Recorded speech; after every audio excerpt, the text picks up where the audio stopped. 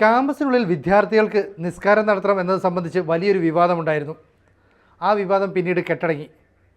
അതായത് മഹൽ കമ്മിറ്റി ഭാരവാഹികളുമായി പ്രശ്നങ്ങൾ ചർച്ച ചെയ്തു കോളേജ് മാനേജ്മെൻറ്റ്. അതിനെ തുടർന്ന് പ്രശ്നങ്ങൾ അവസാനിച്ചു. ഈ രീതിയിലാണ് മാധ്യമങ്ങളിൽ വാർത്ത വന്നത്. എന്നാൽ അങ്ങനെയല്ല. ഈ സമരം ചെയ്ത വിദ്യാർത്ഥികൾക്കെതിരെ കോളേജിലെ അച്ചടക്ക സമിതി ഒരു നടപടിയൊക്കെ എടുക്കാൻ പോകുന്നു എന്നുള്ള കാര്യം മുന്നറിയിപ്പ് എന്ന നിലയിൽ നൽകിയിരുന്നു. ഈ കാര്യങ്ങളെക്കുറിച്ച് വിശദമായി സംസാരിക്കാൻ നമ്മോടൊപ്പം ഡോക്ടർ ജോസ് കുട്ടി ജെ ഒഴികയിൽ ഉണ്ട്. അദ്ദേഹം കോളേജ് പ്രൊഫസറായിരുന്നു, പ്രിൻസിപ്പളായിരുന്നു. മാത്രമല്ല ഇപ്പോൾ കത്തോലിക്ക കോൺഗ്രസിൻ്റെ ജനറൽ സെക്രട്ടറി കൂടിയാണ്. സ്വാഗതം സാർ ABC ന്യൂസിലേക്ക്. എല്ലാവർക്കും നമസ്കാരം. സാർ, ഈ കേട്ട വാർത്തകളുടെ അടിസ്ഥാനം എന്താ? ഇപ്പോൾ പുറത്തു വന്നിരിക്കുന്ന വാർത്തകളുടെ അടിസ്ഥാനം എന്ന് പറയുന്നത് പൂർണ്ണമായും ശരിയല്ല. മൂവാറ്റുപുഴ നിർമ്മല കോളേജിലെ ഏതാനും വിദ്യാർത്ഥികൾ അവർക്ക് നിസ്കാര സ്ഥലം വേണമെന്ന് ആവശ്യപ്പെട്ടുകൊണ്ട് പ്രിൻസിപ്പലിനെ സമീപിക്കുകയും അതിനോടനുബന്ധിച്ച് ഒരു ഘെരാവായും ചെറിയൊരു സമരവും മറ്റു കാര്യങ്ങളൊക്കെ ഉണ്ടാവുകയൊക്കെ ചെയ്തു. അതിനുശേഷം കോളേജിന്റെ ഉത്തരവാദിത്തപ്പെട്ട ആളുകൾ കൂടിച്ചേർന്നിട്ട് കഴിഞ്ഞ 71 വർഷമായി കോളേജ് തുടർന്നു പോരുന്ന നിലപാടുകളിൽ നിന്നും മാറ്റം വരുത്തേണ്ടതില്ല എന്ന് തീരുമാനിക്കുകയുണ്ടായി. ഇക്കാര്യത്തിൽ സമുദായ സംഘടനയായ കത്തോലിക്ക കോൺഗ്രസും ഇതേ നിലപാട് തന്നെയാണ് സ്വീകരിച്ചത്. ഒരു കാരണവശാലും ഒരു കത്തോലിക്ക സ്ഥാപനങ്ങളിലും മറ്റ് മതവിഭാഗങ്ങളിൽ പെടുന്നവർക്ക് ആരാധനയ്ക്കുള്ള സ്ഥലമോ സൗകര്യമോ കൊടുക്കാൻ പാടില്ല എന്ന നിലപാടാണ്. കോളേജിന്റെ മാനേജരും പ്രിൻസിപ്പലും അതുപോലെ കോളേജിന്റെ മാനേജ്മെന്റ് കമ്മിറ്റിയും സംയുക്തമായി എടുത്ത തീരുമാനമാണ് ഒരു കാരണവശാലും ഈ കുട്ടികളുടെ ആവശ്യങ്ങൾ ആ തരത്തിൽ അംഗീകരിക്കപ്പെടേണ്ടതല്ലെന്നും ഇത് കോളേജിനെ സംബന്ധിച്ചിടത്തോളം കോളേജിന്റെ നിലപാട് അതാണ്. അതായത് മറ്റു മതത്തിൽപ്പെടുന്നവർക്ക് ആരാധനാ സൗകര്യങ്ങൾ കോളേജിൽ ചെയ്തു കൊടുക്കേണ്ടതില്ല. എന്നാൽ കോളേജിന് അകത്ത് ഒരു ചാപ്പലുണ്ട്. ആ ചാപ്പല് ഏത് മതവിഭാഗത്തിൽപ്പെട്ടവർക്കും ആ ചാപ്പലിൽ പ്രവേശിക്കുകയും അവർക്ക് അവിടെ പ്രാർത്ഥിക്കുകയും ചെയ്യാം. അവർക്ക് അവിടെ ധ്യാനിക്കാം, അവിടെ പ്രാർത്ഥിക്കാം.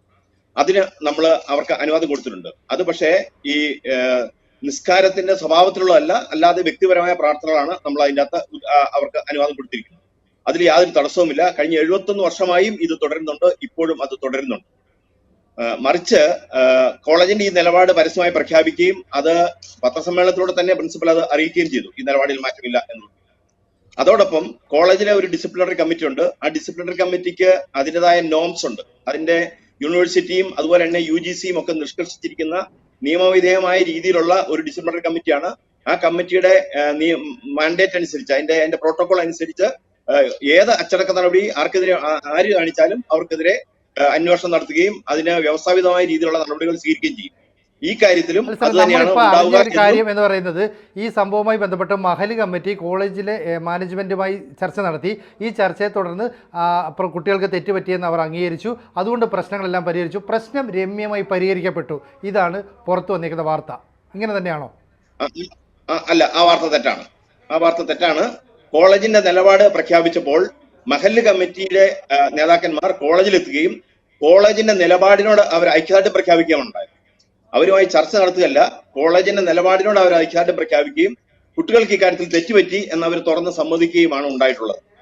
അത് നമ്മൾ കോളേജ് തീർച്ചയായും അവരുടെ ആ ഒരു സമീപനത്തെ നമ്മൾ സ്വാഗതം ചെയ്തു എന്നുള്ളത് ശരിയാണ്. കാരണം അവര് വസ്തുതകൾ തിരിച്ചറിഞ്ഞു എന്ന് മാത്രമല്ല, കോളേജിൽ അങ്ങനെ നിസ്കരിക്കാനുള്ള സൗകര്യം കൊടുക്കേണ്ട ആവശ്യമില്ലെന്നും തൊട്ടടുത്ത് 3 മോസ്കുകൾ ഉള്ളതിൽ പെൺകുട്ടികൾക്കും നിസ്കരിക്കാൻ സൗകര്യമുള്ള മോസ്ക് തൊട്ടടുത്ത് തന്നെ ഉള്ളതുകൊണ്ട് ഒരിക്കലും ഇപ്രകാരം ഒരു സംഗതിക്ക് ആവശ്യമില്ല എന്നുള്ളതും അവർ അംഗീകരിച്ചൊരു കാര്യമാണ്. അത് അംഗീകരിച്ചു എന്നുള്ളതല്ല, അതാണ് കോളേജിന്റെ നിലപാട്. ആ നിലപാട് അവർ അംഗീകരിച്ചു. അതാണ് അതിന്റെ വസ്തുത. ഇത് ഇവിടെ മാത്രമല്ല. അങ്ങനെയാണെങ്കിൽ ഇവിടെ സമരം ചെയ്ത വിദ്യാർത്ഥികളുണ്ടല്ലോ, അവരിപ്പോ ഈ കോളേജ് പ്രിൻസിപ്പലിനെ ഉപരോധിക്കുന്നു, ക്യാമ്പസിൽ വലിയ രാഷ്ട്രീയ നാടകങ്ങൾ നടത്തുന്നു, അത് വലിയ ചർച്ചാ വിഷയമായി മാറുന്നു. അപ്പൊ ആ വിദ്യാർത്ഥികൾ അവർക്കെതിരെ എന്തെങ്കിലും നടപടി ഉണ്ടാവുമോ? അത് ഞാൻ ആദ്യം സൂചിപ്പിച്ചല്ലോ, അവർക്കെതിരെ ഈ നമ്മൾക്കിപ്പോ ഒരാള് എന്തെങ്കിലും ചെയ്താൽ ഉടനെ ഓടിച്ചെന്ന് നമ്മൾ സാധാരണ ചെയ്യുന്നവർ ചെയ്യാൻ പറ്റില്ല. നമുക്ക് അതിൻ്റെ അകത്ത് ഒരു നിയതമായ ഒരു രീതിയുണ്ട്. ആ രീതി എന്ന് പറയുന്നത് ഈ വിഷയം കോളേജിന്റെ ഡിസിപ്ലിൻ കമ്മിറ്റിക്ക് റെഫർ ചെയ്യും. വളരെ സീനിയർ ആയിട്ടുള്ള പ്രൊഫസർമാരും ഒക്കെ ഉൾപ്പെടുന്നതാണ് ഡിസിപ്ലിൻ കമ്മിറ്റി. ആ ഡിസിപ്ലിൻ കമ്മിറ്റിക്ക് റെഫർ ചെയ്യും. ആ ഡിസിപ്ലിൻ കമ്മിറ്റി ഈ വിഷയത്തെ സംബന്ധിച്ച് അന്വേഷിക്കും. വിദ്യാർത്ഥികളിൽ നിന്നും മറ്റു മേഖലകളിൽ നിന്നും തെളിവെടുത്തിട്ട് യൂണിവേഴ്സിറ്റിയുടെയും കോളേജിന്റെയും ഏതെല്ലാം നിയമങ്ങളാണ് അവർ ലംഘിച്ചത് എന്ന് അതിൽ നിന്ന് വിലയിരുത്തും. അതിന്റെ അടിസ്ഥാനത്തിൽ ഉള്ള ശിക്ഷയാണ് അവർക്ക് നൽകുക. അത് തീർച്ചയായും അതുണ്ടാകുമെന്നും പ്രിൻസിപ്പലും മാനേജരും ഈ മഹൽ കമ്മിറ്റിക്കാരെയും അറിയിച്ചിട്ടുണ്ട്. അത് പൊതുസമൂഹത്തെയും അത് അറിയിച്ചിട്ടുള്ളതാണ്. അതിൻ്റെ അകത്ത് വ്യത്യാസമില്ല. അത് പക്ഷേ ഒരു പ്രതികാര നടപടി എന്നുള്ള നിലയ്ക്കുള്ളതല്ല, മറിച്ച് കോളേജിന്റെ നിയമങ്ങൾക്കനുസരിച്ചല്ലാത്ത ഏത് പ്രവർത്തനത്തിനും ഇതുണ്ടാവും. അത് പരീക്ഷകളിൽ ക്രമക്കേട് കാണിച്ചാലും, കോളേജിന്റെ അച്ചടക്കം ലംഘിച്ചാലും, അച്ചടക്ക ലംഘനമാണെങ്കിൽ അച്ചടക്ക ലംഘനത്തിനെതിരെ ഉള്ള നടപടികൾ ഉണ്ടാകുമെന്ന കാര്യത്തിൽ യാതൊരു തർക്കവുമില്ല. അത് എന്നും ഉള്ളതാണ്. ഇപ്പോൾ സാറ് കോളേജ് അധ്യാപകനായിരുന്നു, അതുപോലെ പ്രിൻസിപ്പളായിരുന്നു, ഇങ്ങനെ വിവിധ മേഖലകളിൽ പ്രവർത്തിച്ച ഒരാളാണ്. അപ്പോൾ മുൻകാലങ്ങളിൽ ഇത്തരത്തിലുള്ള കലാലയങ്ങളിൽ നിസ്കരിക്കാനുള്ള അവസരം നൽകിയിരുന്നു, ഇപ്പോൾ അത് നിഷേധിക്കുന്നു എന്ന തരത്തിലും വാർത്ത പ്രചരിച്ചിരുന്നു. എന്തെങ്കിലും അടിസ്ഥാനമുണ്ടോ? ആ വാർത്തയും തെറ്റാണ്. ഞാൻ നിർമ്മല കോളേജിലെ പ്രൊഫസറായിരുന്നു. അത് കഴിഞ്ഞ് ഞാനൊരു സെൽഫ് ഫൈനാൻസിങ് കോളേജിലാണ്. അതിനുശേഷം റിട്ടയർ ചെയ്തതിന് ശേഷമാണ് ഞാൻ പ്രിൻസിപ്പൽ ആയത്. ഈ സാഹചര്യത്തിൽ നിർമ്മല കോളേജിൽ വിദ്യാർത്ഥികൾക്ക് നിസ്കരിക്കാനുള്ള സൗകര്യം കോളേജ് നൽകിയിരുന്നില്ല. അത് ആര് പറഞ്ഞാലും അത് വസ്തുതാപരമല്ല. കാരണം കോളേജിന്റെ ഒരു സംവിധാനം അനുസരിച്ച് അങ്ങനെ ഒന്നും കൊടുക്കേണ്ട ആവശ്യമില്ല. അത് നമ്മുടെ ഇതൊരു മൈനോറിറ്റി ഇൻസ്റ്റിറ്റ്യൂഷനാണ്, ക്രിസ്ത്യൻ മാനേജ്മെന്റിന് കീഴിലുള്ള സ്ഥാപനമാണ്. ആ സ്ഥാപനത്തിന് പ്രവർത്തിക്കുന്നതിനുള്ള വ്യവസ്ഥകളിൽ ഇങ്ങനെ നിസ്കരിക്കാൻ സൗകര്യം കൊടുക്കുക എന്നുള്ളതൊന്നും പറഞ്ഞിട്ടില്ല. അത് അതേസമയത്ത് പ്രാർത്ഥിക്കാൻ ആർക്കെങ്കിലും താല്പര്യം ഉണ്ടെങ്കിൽ അവർക്ക് ജാതിമത ഭേദം കൂടാതെ അവർക്ക് പ്രാർത്ഥിക്കുന്നതിന് സ്വസ്ഥമായ ഒരു അന്തരീക്ഷം കോളേജിനകത്ത് ചാപ്പൽ എന്ന് പറയുന്ന സംവിധാനത്തിനകത്തുണ്ട്. അവർക്ക് അവിടെ കയറിയിരുന്ന് പ്രാർത്ഥിക്കാം. അത് മതമുള്ളവർക്കും മതമില്ലാത്തവർക്കും ആർക്ക് വേണമെങ്കിലും അവിടെ പ്രാർത്ഥിക്കാം. അതിൻ്റെ അകത്ത് കുഴപ്പമില്ല. അതല്ലാതെ ഈ നിസ്കരിക്കാൻ വേണ്ടി ഒരു സ്ഥലം കോളേജിന്റെ അകത്ത് അനുവദിച്ച് നൽകിയിട്ടില്ല. അവർ നിസ്കരിച്ചിരുന്നിട്ടുമില്ല. ഈ കലാലയത്തിൻ്റെ 300 മീറ്ററോളം ചുറ്റളവിനുള്ളിൽ ഏതാണ്ട് 3 പള്ളികൾ നിസ്കരിക്കാൻ, അതായത് സ്ത്രീകൾക്ക് ഉൾപ്പെടെ നമസ്കരിക്കാനുള്ള സൗകര്യമുള്ള പള്ളികളുണ്ടെന്നാണ് പറയപ്പെടുന്നത്. അപ്പോൾ അവിടേക്ക് വേണമെങ്കിൽ ഈ പെൺകുട്ടികൾക്ക് പോകാമായിരുന്നു. അപ്പോൾ അവിടെയൊന്നും പോകാതെ കലാലയത്തിൽ തന്നെ ഇങ്ങനെ വേണം, ഞങ്ങൾക്ക് നമസ്കരിക്കാൻ സ്ഥലം വേണം എന്നൊരു ആവശ്യം ഉന്നയിക്കുന്നു. അത് ഏറ്റെടുക്കാൻ വിദ്യാർത്ഥി പ്രസ്ഥാനങ്ങൾ വരുന്നു. ഇപ്പം MSF വന്നു, അതുപോലെ തന്നെ SFI വന്നു. തുടർന്ന് MSFിൻ്റെ മുതിർന്ന പാർട്ടി പ്രവർത്തകർ, അതായത് പിന്നെ യൂത്ത് ലീഗിൻ്റെ അതുപോലെ ലീഗിൻ്റെയൊക്കെ പ്രവർത്തകർ പറയുന്നത് ഈ മുസ്ലിം ലീഗിൻ്റെ പ്രവർത്തകർ അല്ലെങ്കിൽ MSFിൻ്റെ പ്രവർത്തകർ ചെയ്തത് തെറ്റാണ്, ഈ ഒരു ആവശ്യവുമായി കലാലയത്തിൽ സമരം ചെയ്യാൻ പാടില്ല എന്നായിരുന്നു. അപ്പോൾ കൃത്യമായ തെറ്റുകൾ അവർ ചൂണ്ടിക്കാണപ്പെട്ടു. ഇത് ശരിയല്ലേ? ഇത് നല്ലൊരു കാര്യമാണോ? അതായത് കോളേജിന്റെ പ്രാർത്ഥിക്കണമെന്ന് താല്പര്യമുള്ളവർക്ക്, നിസ്കരിക്കണം താല്പര്യമുള്ളവർക്ക് കോളേജിന് പുറത്ത് കോളേജിനോട് തൊട്ട് ചേർന്ന് തന്നെ മോസ്കുകളുണ്ട്. അവിടെ അവർക്ക് പോകാവുന്നതാണ്. അതിൽ ഒരെണ്ണം ഗേറ്റിൽ നിന്ന് വെറും 20 മീറ്റർ മാത്രം അകലെയാണ്. അത്രയും അടുത്തുണ്ട്. അങ്ങനെ പോകുന്നവർക്ക് കൃത്യം ക്ലാസ് തുടങ്ങുമ്പോൾ തിരിച്ചെത്താൻ കഴിഞ്ഞില്ലെങ്കിൽ അതിനവർക്ക് സമയം അനുവദിച്ചു കൊടുക്കാം എന്നും അറിയിച്ചിട്ടുള്ളതാണ്. കുട്ടികൾക്ക് അതിനുവേണ്ട അഡീഷണൽ ടൈം അവർ കൊടുക്കും. അതും അവരെ അറിയിച്ചിട്ടുള്ളതാണ്. ഇത് പക്ഷേ ഒരു അനാവശ്യമായ ഒരു ഡിമാൻഡ് ആയിരുന്നു, കോളേജിനകത്ത് തന്നെ വേണമെന്നുള്ളത്. ഇതിനു മുൻപ് ഒരു കാലത്തും ഇത്തരം ഡിമാൻഡുമായി നിർമ്മല കോളേജിൽ ആരും സമീപിച്ചിട്ടില്ല. അതിന്റെ ആവശ്യം ഒരു കാലത്തും ഉണ്ടായിട്ടില്ല. എന്നാൽ വെള്ളിയാഴ്ചകളിൽ എല്ലാ കാലത്തും കുട്ടികൾ മോസ്കുകളിൽ പോയി പ്രാർത്ഥനകളിൽ പങ്കെടുക്കാറുള്ളതായിരുന്നു. ഇപ്പൊ ഈ വർഷം വന്നു കഴിഞ്ഞപ്പോൾ ഏതാനും കുട്ടികൾ അങ്ങനെ ആവശ്യപ്പെട്ട് വരികയും അതിനോട് കുറെ വിദ്യാർത്ഥികൾ, വിദ്യാർത്ഥി സംഘടനകളുടെ പേരിലാണ് എന്നാണ് ആദ്യം ഞങ്ങൾ മനസ്സിലാക്കിയത്. പിന്നീട് അതേ വിദ്യാർത്ഥി സംഘടനകൾ അത് തള്ളി പറഞ്ഞു. ഞങ്ങളാരും അങ്ങനെ പറഞ്ഞിട്ടില്ല, അതിന്റെ ആവശ്യമില്ല എന്ന് അവർ തള്ളി പറയുകയാണ് പിന്നീട് ഉണ്ടായിട്ടുള്ളത്.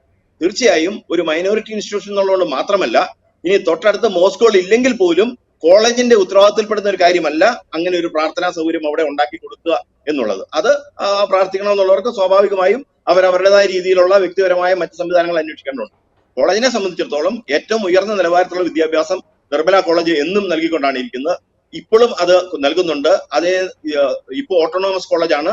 നാക് അക്രഡിറ്റേഷനിൽ A2+ കിട്ടിയിട്ടുള്ള കേരളത്തിലെ ചുരുക്കം കോളേജുകളിൽ ഒന്നാണ്. ഏറ്റവും ഉയർന്ന അക്കാഡമിക് നിലവാരം നിലനിർത്തിക്കൊണ്ട്, ഏറ്റവും നല്ല അച്ചടക്കം നിലനിർത്തിക്കൊണ്ട് കുട്ടികളെ നല്ല ഉത്തമ പൗരന്മാരായി, മതേതരത്വ ബോധമുള്ള പൗരന്മാരായി തന്നെയാണ് കോളേജ് ക്യാമ്പസിനകത്ത് അവരെ വളർത്തിക്കൊണ്ടുവരുന്നത്.